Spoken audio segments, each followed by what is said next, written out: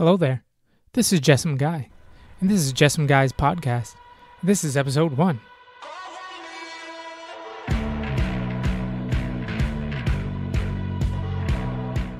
Thank you for joining me on my inaugural podcast. Here we strive to create a coherent worldview by exploring many great works and books covering history, philosophy, geopolitics.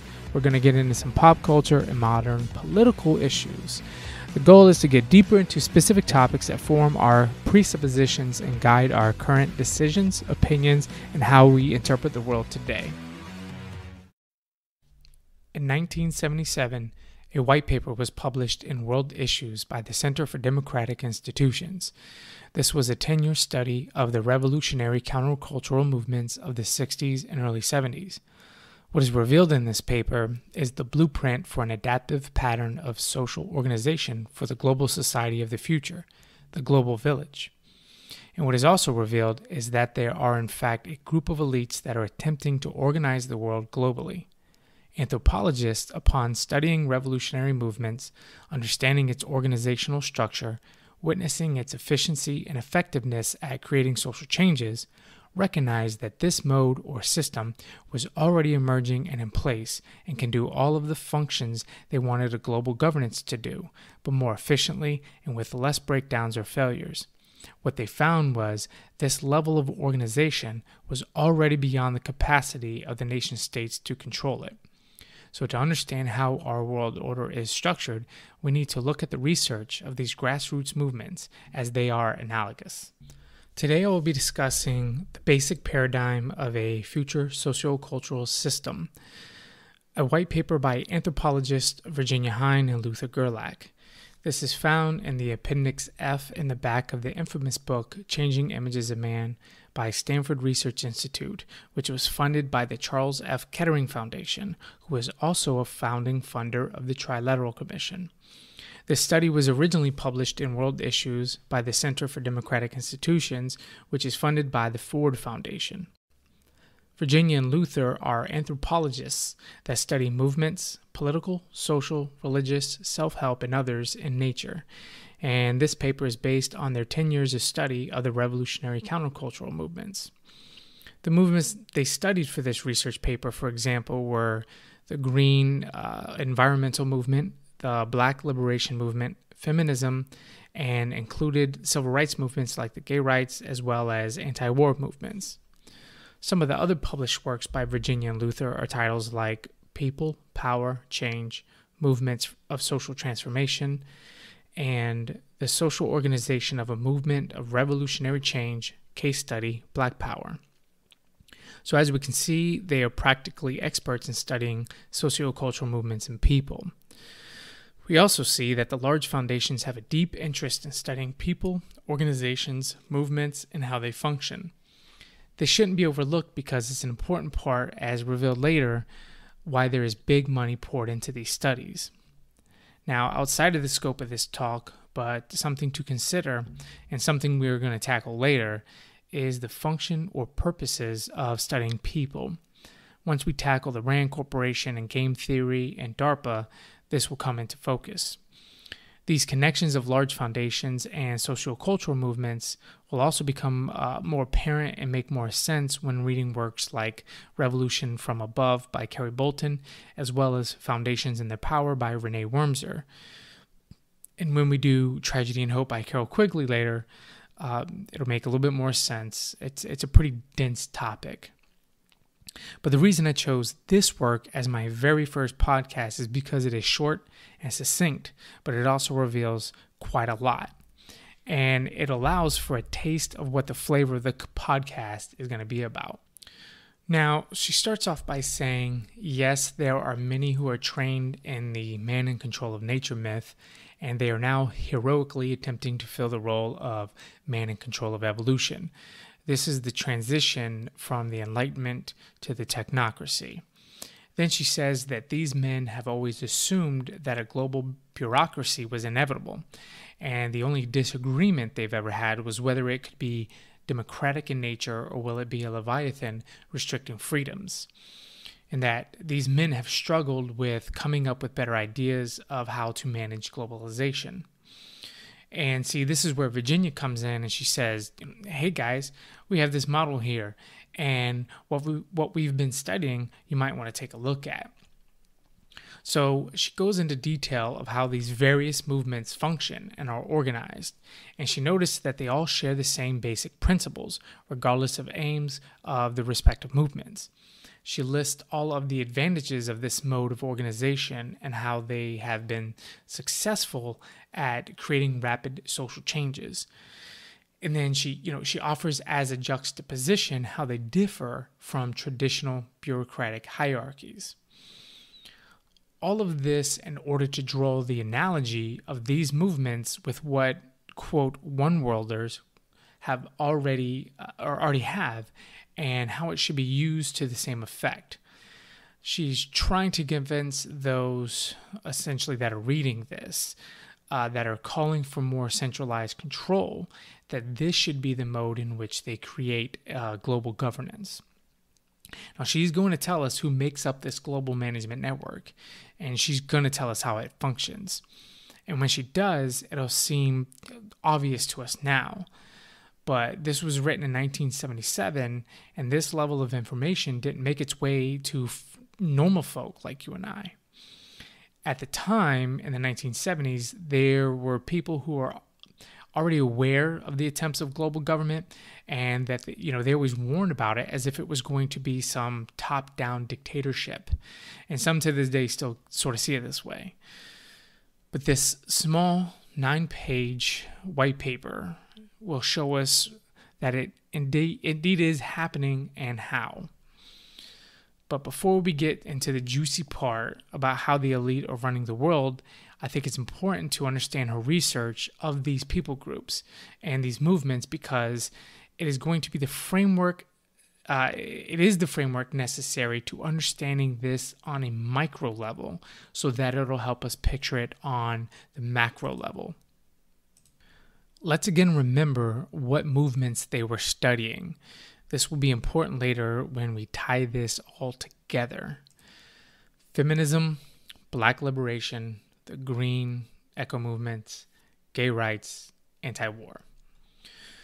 So you can take any one of them as an example. Let's just use feminism here. How did the feminist movement work? On page 240, she says, we called the type of structure we are observing a segmented polycephalous network, an acronym SPN, pronounced SPIN. Okay, so what does this mean? Segmented meaning many groups or many cells. There isn't just one group of people or an organization that represents a movement, let's say feminism. The idea of feminism has various branches, some local, some international, some small, some large. Some are conventional, some are ad hoc, and so on and so forth. There tends to be many groups that make up a movement due to factionalism within a movement based on schisms of how to implement goals and their tactics. But this is seen as a positive since it allows for rapid growth of a movement, which escalates the speed at which it brings about changes. And this actually allows for the maximum penetration of ideas horizontally across socio-economic and cultural barriers. So it is inclusive. It doesn't matter your age, your class, your race. Ideas cut across all barriers. And then this also prevents a complete takeover of a movement. Polycephalous means many heads. There isn't a single paramount leader that controls or represents an entire movement. It is decentralized. Each one of these groups has their own de facto leadership, hence polycephalous. But even still, this person isn't the decision maker even for their own group. It is usually just a charismatic person who attracts a flock of sheep that follows them. This is pointed out as a strength due to the fact that anytime someone tried to suppress or co-opt a movement by removing or arresting a leader, they would find that new ones just pop up like a hydra. And it's very hard to co-opt a movement, an entire movement, when there isn't a top-down leadership. And then we have network. Of course, means all of these various groups form a network. On page 240, she describes it visually as a, quote, badly knotted fishnet with a multitude of nodes or cells of varying sizes, each linked to all the others either directly or indirectly, end quote. Each one of these individual groups are autonomous. They are self-sufficient and operate independently of the others, which allows it to survive the elimination of any of the other groups. Again, as a strength, this makes it very difficult to shut down a movement that's organized like this. And then she places the I in SPIN, S-P-I-N. The I is for ideology, which is the common ideology shared by all of these groups within a specific movement, which is the glue that binds them. On page 241, she says, quote, the real key to understanding the power of a spin is recognizing the nature of the unifying forces that keep the structure from disintegrating. One of the forces that integrates a spin is a range of horizontal organizational linkages. The other is ideological. So, what are these linkages? What is this force that keeps factional groups on the same page? Well, she says that there's overlapping membership. So, generally, a participant in a movement will belong to multiple groups at a time. Then there is interaction between the leaders of the groups within a movement. Sometimes a leader of one group would be just a normal follower in another. And then, of course, a leader of a group may be a guest speaker for another group. All of these groups have what she calls ritual activities, such as rallies, demonstrations, marches, conferences, revival meetings, joint activities, and temporary collaborations with other disparate groups for a specific event. But the real glue, the real bond, is the ideology, or some would say epistemic worldview, the power of a unifying idea. She says all of the power lies in a deep commitment to very few basic tenets shared by all. This is a powerful statement and a powerful understanding of how to unify and move people. This isn't the scope of this talk today, and one we will get to later, but it is important to ponder, especially when we get into the fact that these large foundations that fund the study of these movements, they're usually the ones behind them and also funding these movements themselves. Again, they fund the movements and they fund the studying of these movements. Very important to remember this. We're going to tie this together later.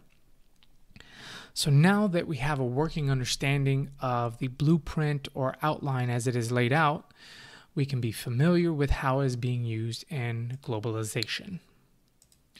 On page 243, she says we already have what the One Worlders have been demanding, a supranational organization, which she names as, the League of Nations and the UN. These first attempts at global governance have failed because they were built upon the very form that they were designed to supersede, the nation state. These One Worlders have failed to see that the spin model is already in place, and they keep calling for more central control. And luckily, we have Virginia here to show them the way. So, who makes up this new global management network, or the globalist spin? On page 244, she says, academicians describe the actors in the supranational networks as oligarchy, global power elites, managerial elites, and global managers. The four major segments of the global management network are the upper-level decision makers in multinational corporations international banks, the governments, and the powerful families of America, Europe, Asia, and the Middle East, and South Africa. This is your globalist segmented polycephalous network.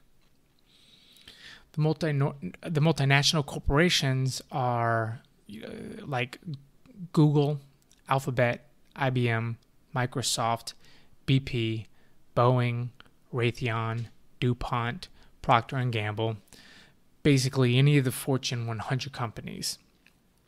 The international banks, you have your IMF, BIS, Federal Reserve, World Bank, European Bank for Reconstruction, Bank of England, Chase Morgan. Within the government, it's mainly the cabinet appointments and those in the foreign policy department. And then you have powerful families like the Rothschilds, the Rockefellers, Morgans, DuPonts, Carnegies, Astors, and there are many, many, many more that are actually named in Tragedy and Hope. And I'd like to add that through these powerful families, it's usually the use of their tax-exempt foundations that they use their funds and their resources.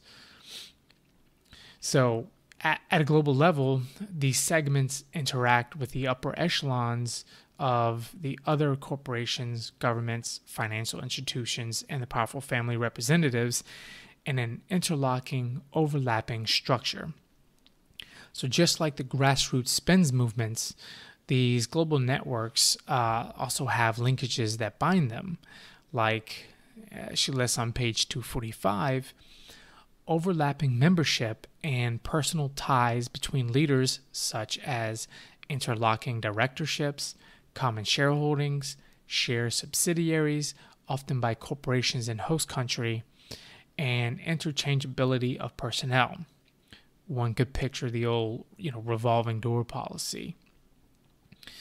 And just like the grassroots spend movements, this global network has ritual activities. She says there is overlapping social clubs and policy organizations like the Council on Foreign Relations, the Business Council, Committee for Economic Development. She says this is where they cement personal ties and create ideological consensus among the corporate execs, financial leaders, government officials, and members of powerful families. And this is also where they supply the personnel for government appointments. Oddly enough, she also names the Bohemian Grove. She says, quote, where the powerful meet in exclusive playgrounds among the California redwoods. And just as in the grassroots spends, the power of ideology to unify an organizationally segmented structure is the key to understanding this emerging paradigm. This unifying force has very little to do with external agreement. The outside observer of any spend sees mostly conflicting ideological stances and divergent goals, which this just means they control all sides of the dialectic, essentially. The binding force, as noted earlier, is in the commitment to a few basic and shared assumptions. It is only necessary that managers, corporate or governmental, understand and follow the rules of behavior dictated by the structure that binds them, and the set of stable assumptions, often unspoken, that inform decision-making. They are bound by a common goal. She argues that the spend mode of organization is not only a viable one for a global society, more functional than the bureaucratic mode of the passing era, but that it is in fact the one that is emerging. She says both the powerless and the powerful have utilized it as they have tried to meet the changing conditions. The powerless find it functional in fighting inequalities. The powerful have found it workable as they expanded their sphere of activity beyond national boundaries to the global scene.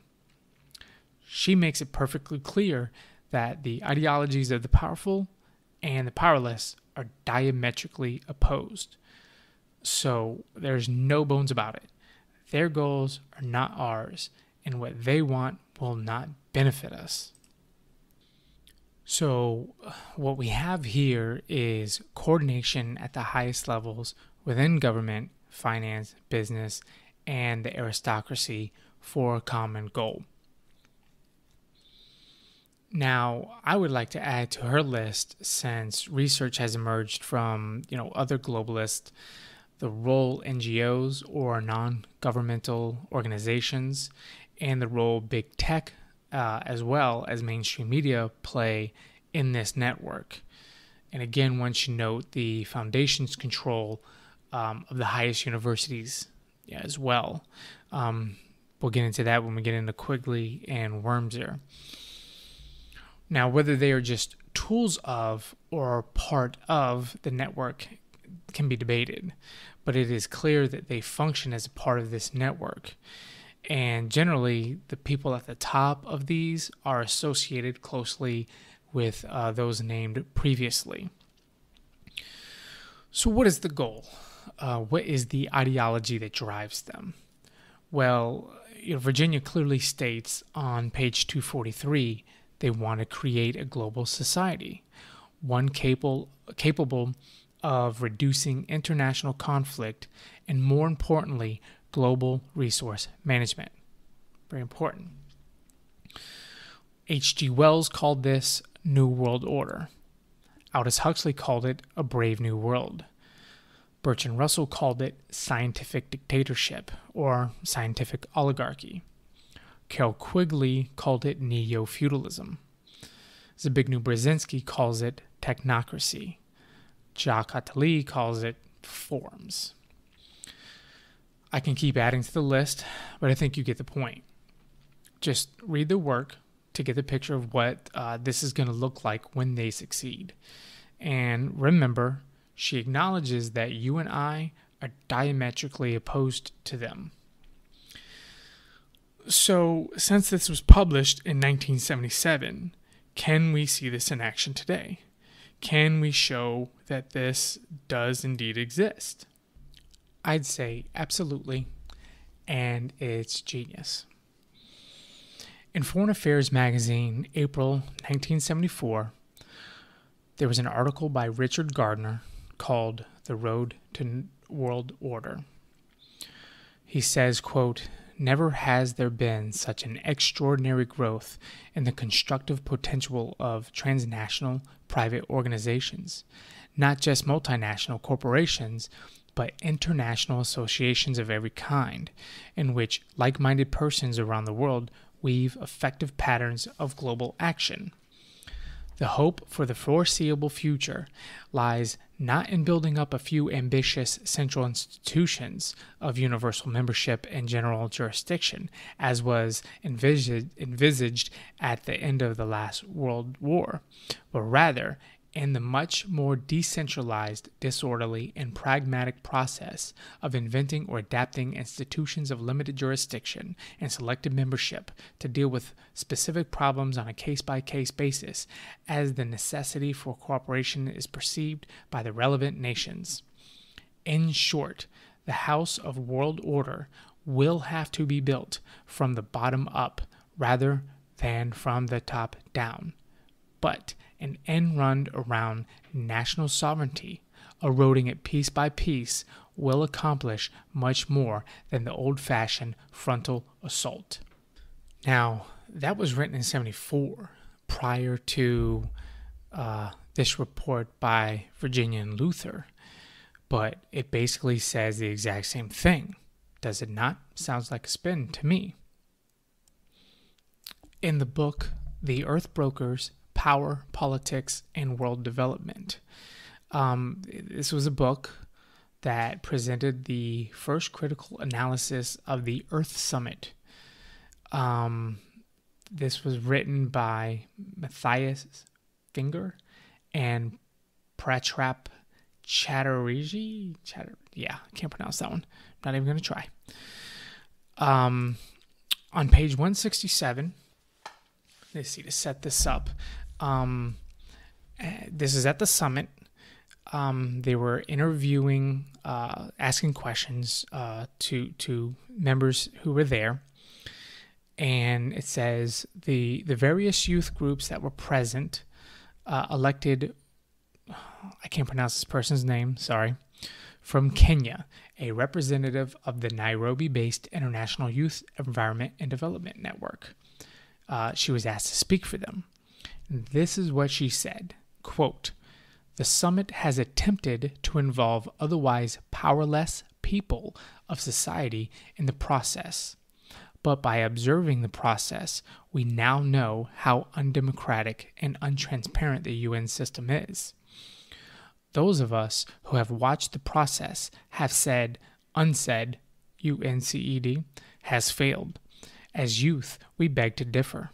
Multinational corporations, the United States, Japan, the World Bank, the International Monetary Fund have got away with what they always wanted, carving out a better and more comfortable future for themselves.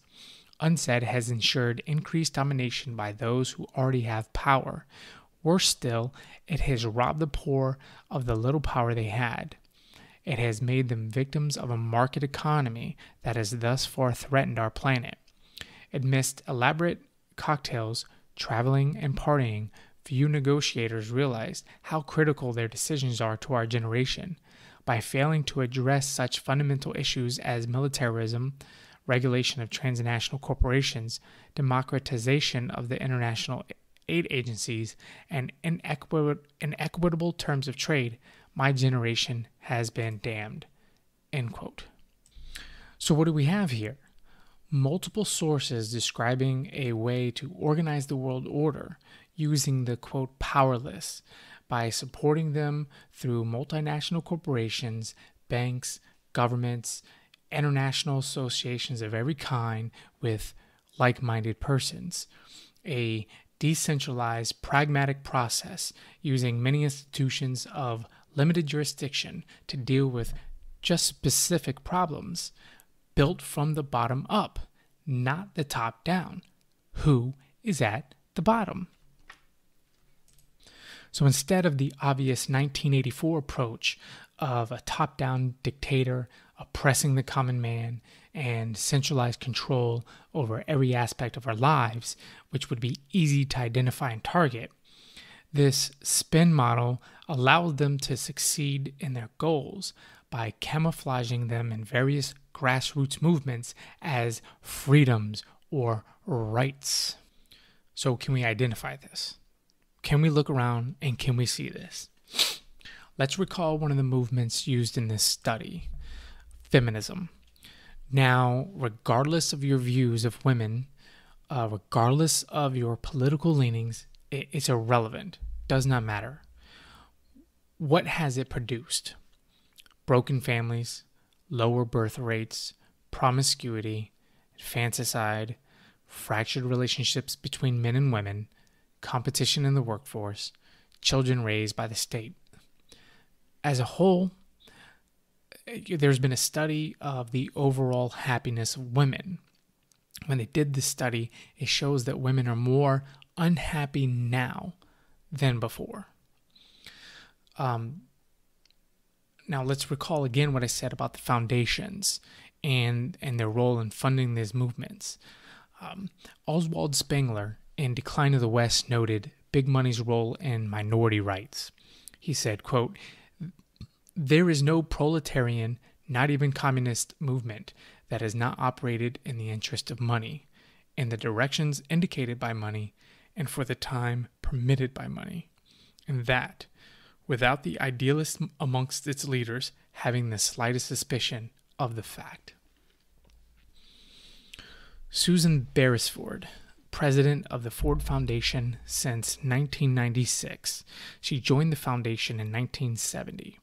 She has been a board member of the Rockefeller Chase Manhattan Corporation and is a member of the Trilateral Commission. She is also a member of the Council on Foreign Relations. So we see her overlapping membership with other cells of a network. Just one of the many spins in action here. She oversaw millions of dollars in funds to support about 24 different women's rights and feminist groups over her career. Abby Rockefeller, daughter of David Rockefeller. She was a leader of the radical feminist movements.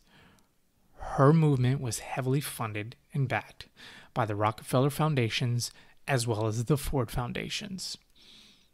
Gloria Steinem, leading spokeswoman of the feminism in the 60s, during which Virginia Luther was studying. She was financially backed by the CIA, and her publication, Ms. Magazine, was as well. So again, we have a power elite at the top who want to create a global technocracy and then nation states. And what are they doing with all their wealth, their power, and their resources? They are directing and funding grassroots revolutionary movements. What do revolutionary movements do? They break down tradition, culture, existing norms, and power structures. We will continue to explore this thought. I want you to take a second and to think and pay attention. Do all of the Fortune 100 corporations, banks, university presidents, mainstream media talking heads, late-night talk show hosts, vocal politicians, big tech CEOs, pop scientists, Hollywood, music, gaming, sports, do they all share the same messaging? Do they all share the same worldviews? Are they all promoting the same ideology? Big think emoji. So, just for shits and giggles, I'm going to read off a few examples from one of my favorite Twitter handles, @WokeCapital. Go check him out. He does a fantastic job of listing so many of these examples. Let me read some of these here.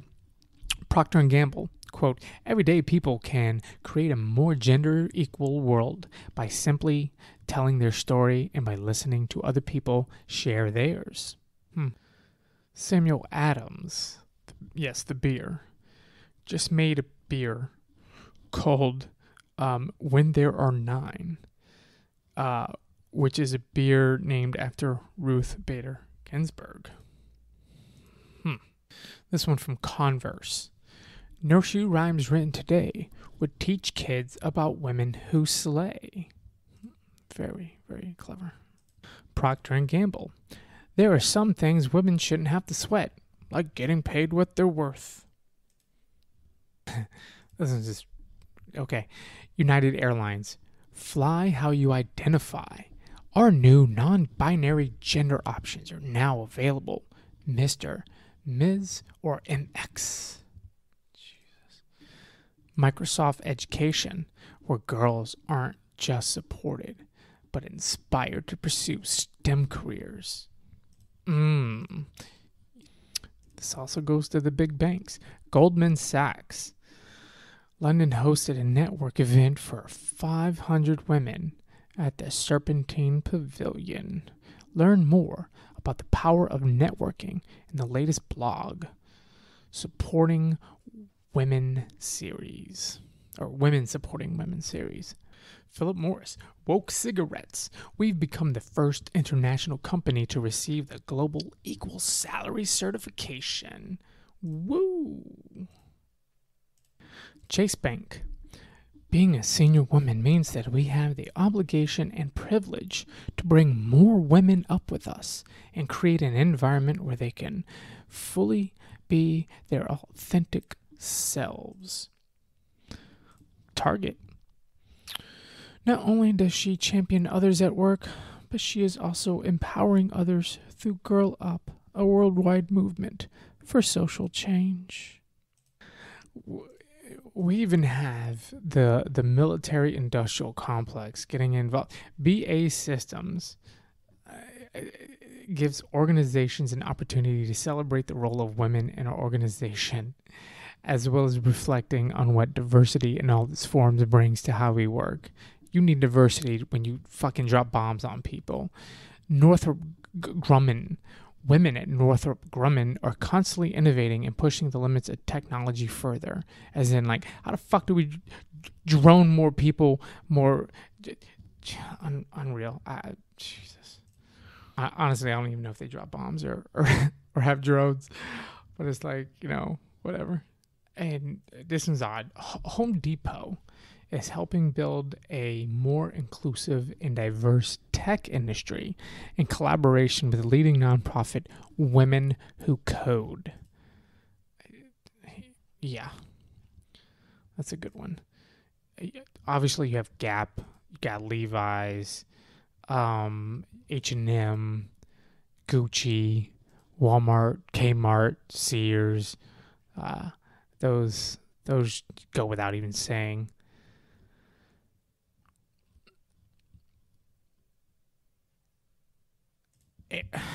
Ericsson. All around the globe, we're striking the balance for better pose, recognizing International Women's Day. You go, girl! Microsoft. Support STEM education for girls. Microsoft Unboxed. International Women's Day. Deutsche Bank. Fueling gender diversity. Unlocking the impact of the next generation workplace. I think you're starting to get the picture. I'm not going to keep beating a dead horse here because I could do this. There's like 100. There's Fortune 100. There's dozens of banks. They're literally every single one of them are doing this. So again, kind of tying this back to what I was saying earlier, using feminism as a example of the forces that are behind making this thing work. I'm at this point in time, I don't want to hear a damn thing from a woman about equality when you have the biggest institutions in the world tripping over themselves to celebrate women, to promote women, to bring in more women, to do this, that, and the other thing for women nonstop. Now, before anybody hears this and accuses me of being an angry incel, I'm happily married to a beautiful, awesome woman, got kids. I don't hate women. I just wanted to sort of prove this point. So don't get mad at me, please, ladies. But now you know that if everything that makes up this spin network for the globalists is pushing an ideology, pushing essentially one of these grassroots movements, so to speak, should probably pause and think about that. Like, what's the goal here? What's the end game? What you selling here, Bob? But that's something we're going to get into later when we start digging into some more stuff, more works. But so there you have it.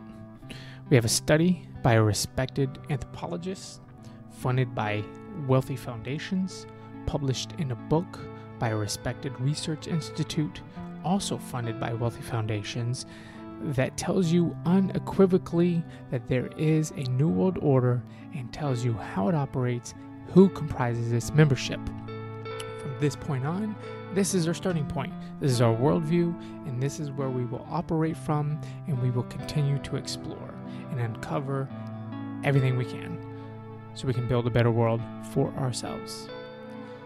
Thank you for joining me, and have a good night.